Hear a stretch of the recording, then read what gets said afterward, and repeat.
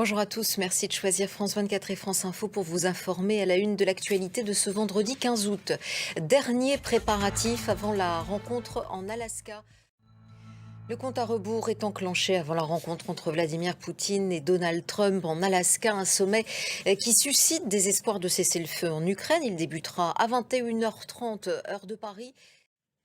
À quelques heures de la rencontre, le flou domine sur les possibles avancées lors de ce tête-à-tête entre Donald Trump et Vladimir Poutine. Alors que faut-il en attendre? On fait le point avec notre envoyé spécial en Alaska, Pierrick Laurent.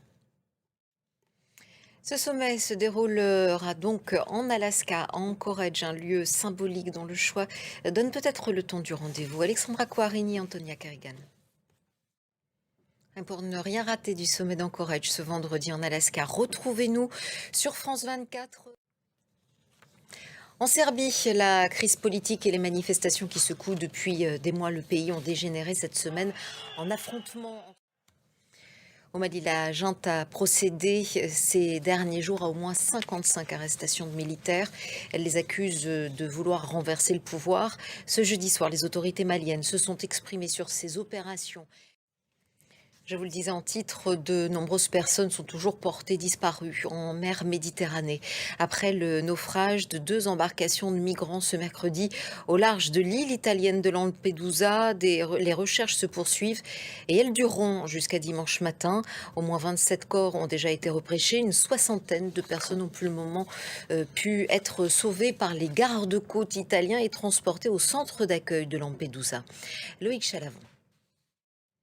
Les températures caniculaires sont toujours bien installées en Europe du Sud et les incendies continuent de faire rage au Portugal, en Italie et surtout en Espagne où un 3e décès a été enregistré. En Grèce, ce sont déjà plus de 20 000 hectares qui ont brûlé. Maëlys Septembre, Périnobert. Le bilan est déjà lourd en Inde. Au moins 56 personnes sont mortes ce jeudi dans la région du Cachemire à la suite de violentes coulées de boue provoquées par des pluies torrentielles. Quelques heures de plus ont été données aux négociateurs à Genève et un nouveau texte de compromis a été proposé ce vendredi au petit matin. On prend la direction de Pékin pour refermer ce journal où la cérémonie d'ouverture des premiers Jeux mondiaux des robots humanoïdes s'est déroulée. Et c'est la fin de ce journal. Merci de l'avoir suivi. Merci aux équipes en régie, en rédaction. Très bonne journée sur France 24 et France Info.